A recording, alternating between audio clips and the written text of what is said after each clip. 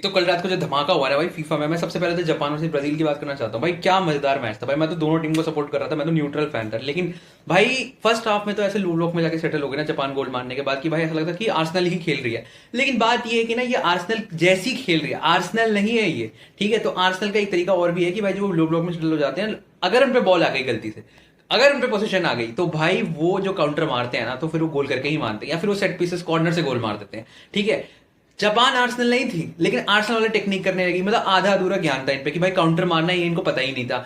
Ball आगे clear कर देते, फिर ब्राजील के हाथ में आती, ब्राजील फिर अटैक कर रही थी, समझ रहे हो। तो ये भाई समझ रहे हो, तुम वो बनने की कोशिश मत करा करो जो तुम हो नहीं। ठीक है, पहली बात तो ये, इस चक्कर में ब्राजील, ये जापान हार गई। वैसे तो मतलब ब्राजील ने मतलब आउटस्मार्ट भी कर दिया इन्हें। और सबसे ज्यादा मैं क्रेडिट जिसको दूंगा, पहले तो इसको दूंगा, ये जो बाहर हेड कोच खड़ा रहता है ना, इनके कार्लो एंचेलोटी भाई। इस बंदे ने ऐसा कुछ नहीं छोड़ा जो इन्हें जीत ना रखा हो। सब कुछ जीत रखा है, सारी ट्रॉफी जीत रखी, सारे लीग जीत रखे। ठीक है, इतना तगड़ा बंदा है ना ये बस अपनी आईब्रोस ऐसे ऊपर करता है, ऐसे ऐसे आईब्रोस ऊपर करता है और भाई मैच जीत जाते बंदे। ठीक है, बहुत ही तगड़ा बंदा है। इसने जो भाई ये जो अंक वो खिला रहे थे कासामीरो को, इसने गोल मार के इक्वलाइजर मारता पहले हाफ में। अंक ने अपना काम कर दिया, फिर इसने बोला मैथ्यूज तुम बाहर आ जाओ, कोनिया भाई तुम बाहर आ जाओ, अभी मैं एक प्लेयर को भेज रहा हूँ, गोल मार के दिखाएगा। और उसने गोल मारा भाई 2-1 से, भाई लास्ट मोमेंट पे 2-1 कर दिया और भाई मैच जीत गए। भाई कसम से मजा आ गया था ब्राजील वाले मैच में। और मतलब सैड भाई, जापान के लिए मैं सैड फील करूंगा। लेकिन भाई जापान तुम्हारी गलती तो है कि भाई तुम आर्सेनल बनने निकल गए थे। तुम आर्सेनल नहीं हो भाई, तुम आर्सेनल नहीं हो। और ब्राजील तो मतलब ब्राजील भी पीएसजी नहीं है, लेकिन ब्राजील मतलब पीएसजी जैसे उसमें गुण तो है बहुत ज्यादा। ठीक है, दूसरी चीज आते हैं भाई ये वाले मैच में। मैंने कहा भाई अब चलो ब्राजील वर्सेस जापान तो हो गया, मैं थक गया हूँ, सोने चलता हूँ। ये जर्मनी वर्सेस पैराग्वे, ये तो क्या बेकार मैच है। ये तो जर्मनी क्लच कर ही लेगी आराम से, कोई दिक्कत वाली बातचीत नहीं है। सुबह उठ के देख रहा हूँ भाई साहब, जर्मनी हार गई है पेनल्टी में।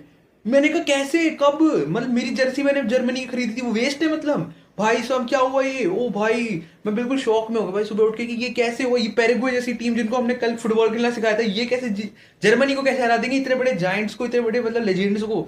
पता नहीं भाई कैसे हो गया। उसके बाद मैंने ये वाला मैच शुरू कर दिया देखना, ये मोरक्को वर्सेस क्या कहते हैं तुम्हारा, ये क्या क्या क्या नाम है इस टीम का, मोरक्को वर्सेस नेदरलैंड। ठीक है, वर्जिल वैन डाइक और ये सारे जो है फ्रैंकी डियोंग वाली टीम। भाई मैं बोल रहा हूँ भाई, इससे गंदा परफॉर्मेंस है मैंने नीदरलैंड की कभी नहीं देखी, कभी नहीं देखी। मैं तो अंदर से चीयर कर रहा था भाई मोरक्को के लिए।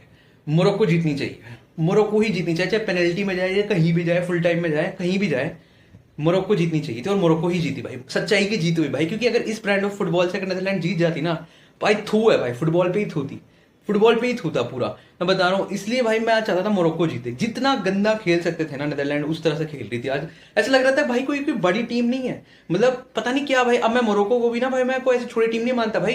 2022 से मैं समझ गया हूँ कि भाई इनको हराने के लिए ये कोलंबिया, क्रोएशिया, ऐसी टीमें, मतलब बड़ी टीमें लगेंगी, फ्रांस, अर्जेंटीना, ऐसी बड़ी टीमें लगेंगी, समझ रहे हो।